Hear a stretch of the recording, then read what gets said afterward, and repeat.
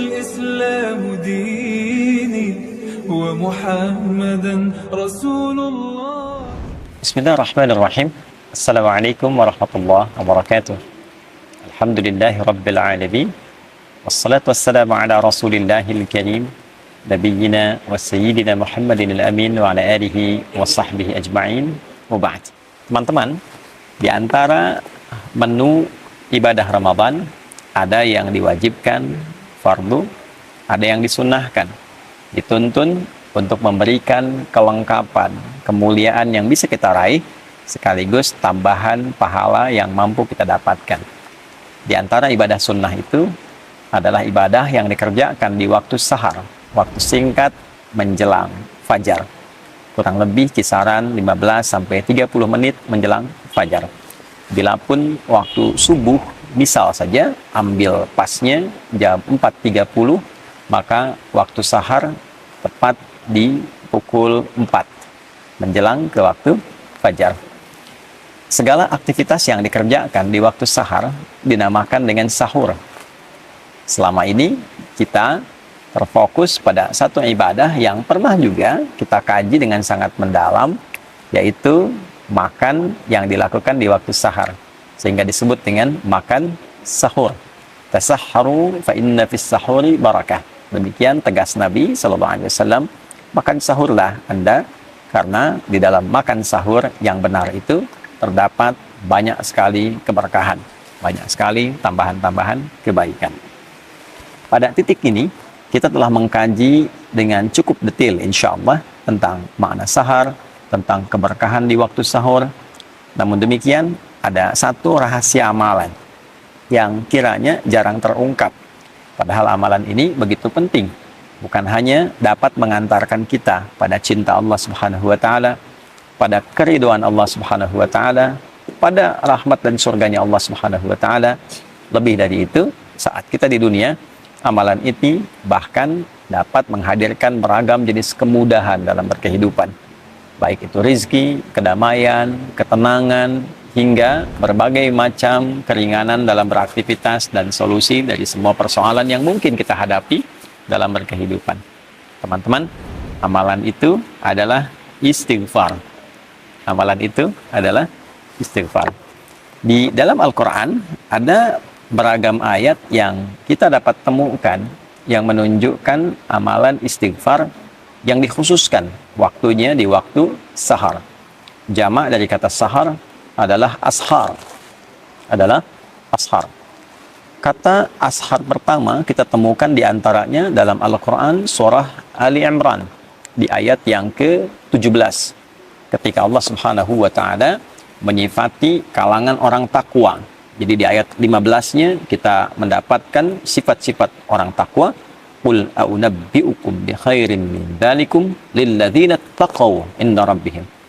Muhammad SAW viralkan kepada orang-orang yang kehidupannya fokus mencari kemapanan dan kenyamanan dunia, pengen mendapatkan limpahan dari harta benda, emas, perak, kalau sekarang mungkin uang, aset dan sebagainya, pengen punya kendaraan yang mewah, pengen punya lahan yang cukup luas, pengen punya hewan ternak, kebun dan sebagainya. Di atas semua itu viralkan ya Muhammad SAW, ada anugerah yang sangat istimewa, yang sangat agung, yang Allah berikan khusus pada orang-orang yang bertakwa. Nah, apa hadiah yang Allah berikan itu? Ya, ada jannah berupa surga yang dihiasi dengan keindahan yang sangat sempurna, pasangan-pasangan yang sangat serasi, dan yang paling tinggi adalah keridhaan Allah Subhanahu wa Ta'ala. Kalau Allah sudah ridho, semua akses dibuka, langit dan bumi dibuka. Ya, untuk siapa orang-orang itu? Ya, di antaranya adalah orang-orang yang disifati oleh Allah Subhanahu wa Ta'ala dengan kata ibad, yang ibadahnya sangat luar biasa, yang pendekatan kepada Allahnya luar biasa. Dan di ayat ke-16 disebutkan komitmen orang ini sampai berkata, mereka memohon kepada Allah ampunan yang pertama kali. Alladzina yaquluna rabbana innana amanna faghfir lana dzunubana. Ya Allah, kami berikrar bahwa kami beriman kepadamu, maka dengan iman ini mohon ampuni dosa-dosa kami. Ya, ampuni dosa-dosa kami. Jadi yang didahulukan oleh Allah ternyata amalannya adalah permohonan ampunan. Nah, ketika mereka ingin mempraktekkan itu, Di ayat ke-17-nya disifatilah dan digabungkan sifat ini dengan 4 amalan utama. As-sabirina, was-sadiqina, wal-qanitina, wal-munfiqina. 4. Yang kelima, wal-mustaghfirina bil ashar. Jadi ternyata ketika mereka ingin memohon ampunan pada Allah Subhanahu wa taala, yang paling utama waktunya diletakkan oleh Allah Subhanahu wa taala di waktu sahar, waktu singkat menjelang sahur. Wal mustaghfirina bil ashar. Ada orang-orang takwa yang diantara agenda berkehidupan mereka, mereka khususkan waktu sahar itu sebagiannya untuk khusus memohon ampunan Allah Subhanahu wa taala. Mereka khusus untuk istighfar di dalamnya.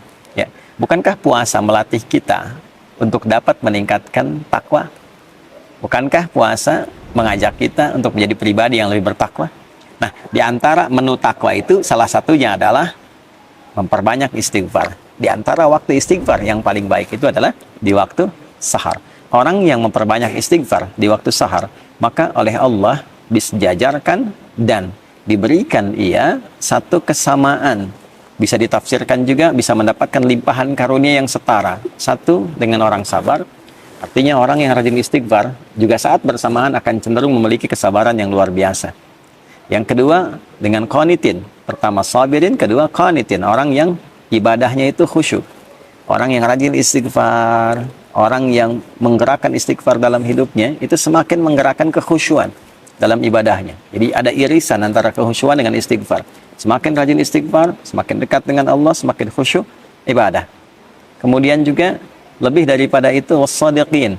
Orang-orang yang membenarkan risalah yang Allah tetapkan, yang Nabi ajarkan, di saat yang bersamaan dia mengamalkannya. Nah, itu shadiqin namanya.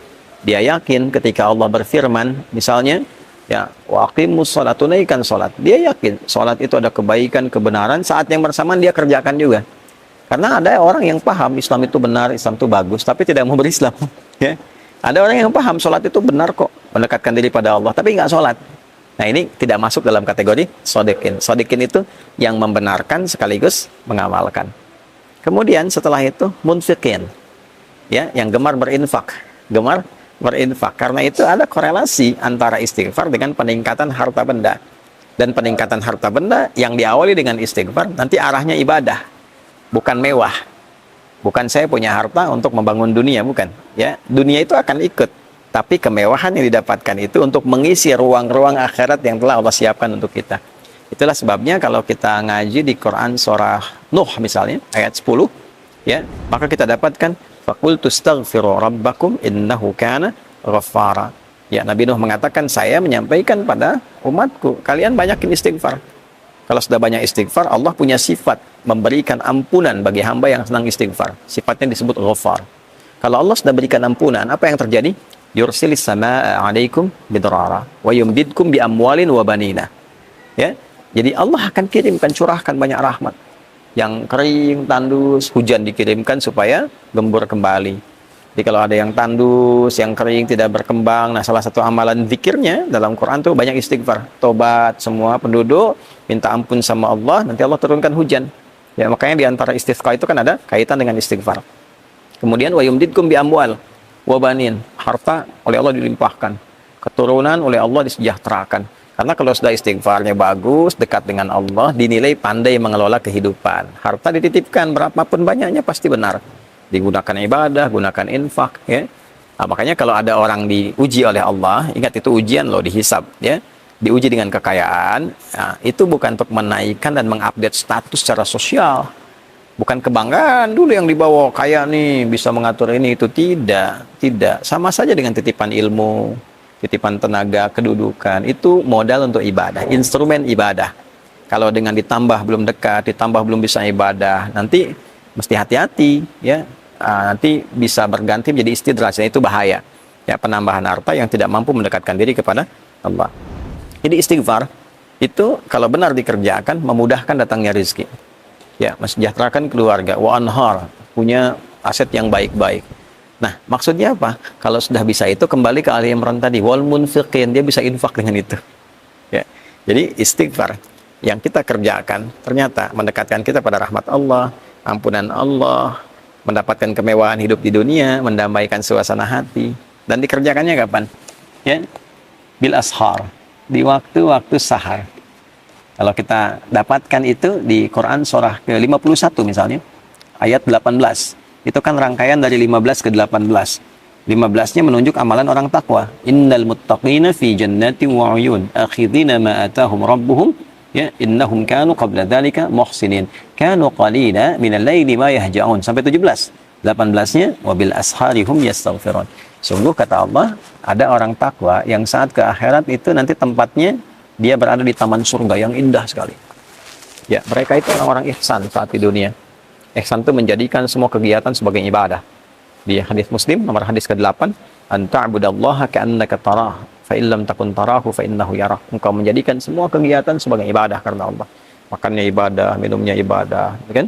Kemudian juga bekerjanya sebagai ibadah. Jadi hukum Allah dijaga karena ibadah. Ya, kalau kerja nggak korupsi, nggak nyogok, kalau kuliah, ujian nggak nyontek, gitu kan? Perbaiki diri dengan baik. Nah, apa cirinya orang ini? Ternyata yang pertama, kanu qalilan minal laili ma yahja'un. Mereka itu satu berlatih dengan banyak tahajud. Ya. Nah, puasa melatih kita malamnya bangun kan? Tarawih itu kan latihan dasar untuk bisa tahajud malamnya. Lalu dari malam itu ke tahajud, selesai tiba sahar, setelah itu kan tiba fajar. Nah, di sahar wabil asharihum yastaghfirun. Mereka mengkhususkan waktu sahar itu ya untuk istighfar. Nah, ternyata puasa la'allakum tattaqun meningkatkan kekuatan takwa kita. Di antara amalan takwa itu adalah sholat malam dan istighfar di waktu sahar. Jadi kesimpulannya teman-teman sekalian, sahur itu ada banyak keberkahan yang bisa diraih. Di antaranya makan sebagai sunnah Nabi SAW. Bagi orang-orang yang menginginkan lebih, sahur plus. Apa plusnya? Ya, plusnya adalah mengisi ruang-ruang di waktu sahur dengan istighfar. Setelah sahur, sambil menunggu waktu subuh tiba, perbanyak istighfar dengan cara yang benar. Dengan tulus, minta ampun sama Allah, ingat-ingat dosa. Kalau bisa nih diurutkan masih panjang Ramadan insya Allah ke depan ya. Masih ada waktu yang sangat cukup. Hari pertama untuk istighfari pikiran yang kadang-kadang kurang tepat. Istighfari telinga yang salah dengar. Istighfari mata yang salah melihat. Lisan sampai ke ujung kaki. Sampai kita merasakan kenikmatan dengan istighfar itu. Yang dengan itu menjaga semua organ tubuh kita untuk bersikap mulia. Ya, berhasilnya itu bisa nampak dengan perubahan yang terjadi di organ tubuh ini. Lisan yang diistighfari, keluarnya lembut, baik, sopan. Telinga yang diistighfari, ya keluar hasilnya itu mendengarnya yang baik-baik. Pada yang tidak baik, rasanya sudah kurang nyaman. Gitu ya. Ada demikian sampai ke ujung kaki kita, sampai kita menjadi bagian insya Allah ibadah rahman hamba Allah yang disayang oleh Allah Subhanahu wa Ta'ala. Nah, itulah bagian dari kegiatan-kegiatan yang bisa kita isi selama Ramadan yang selama ini mungkin tidak banyak viral di kalangan masyarakat. Ya, jadi kalau teman-teman ingin mengisi ruang-ruang di waktu sahur yang saat itu dosa bisa diampuni, rizki bisa dimudahkan, hati didamaikan, dan pulang mendapatkan jaminan ridha Allah Subhanahu wa Ta'ala sebagai anugerah teragung yang Allah siapkan. Tentu kalau sudah Allah ridha, surga menanti dengan segala kenikmatannya yang seperti Allah janjikan. Istighfar di waktu sahar. Astaghfirullahaladzim, astaghfirullahaladzim, astaghfirullahaladzim. Alladzi la ilaha illa huwal hayyul qayyum wa atubu ilaih. Saya mohon ampun ya Allah, saya mohon ampun ya Allah. Ya Allah, Engkau Tuhan satu-satunya aku sembah, aku pertuhankan, yang selalu tidak pernah putus mengawasi dan memberikan rahmat-Mu kepadaku. Aku mohon ampun. Selama ini banyak berbuat salah, berbuat dosa, melanggar ketentuan. Ampuni dosaku ya Allah. Minta ampun, minta ampun. Mudah-mudahan dengan itu berkah hidup kita terjaga dari berbagai hal yang tidak Allah sukai. Semoga Allah menerima amalan kita dan memberikan kemampuan kepada kita untuk mengamalkan apa yang telah kita pelajari. Subhanakallahumma rabbana wa bihamdika asyhadu an la ilaha illa anta nastaghfiruka wa natubu ilaik wa ja'alna min ibadikal mustaghfirin wa ja'alna min ibadikal muttaqin wa akhiru da'wana alhamdulillahi rabbil alamin. Adi Hidayat, Mira. Assalamualaikum warahmatullahi wabarakatuh. Allahu Rabbi wal Islamu dini wa Muhammadan Rasulullah.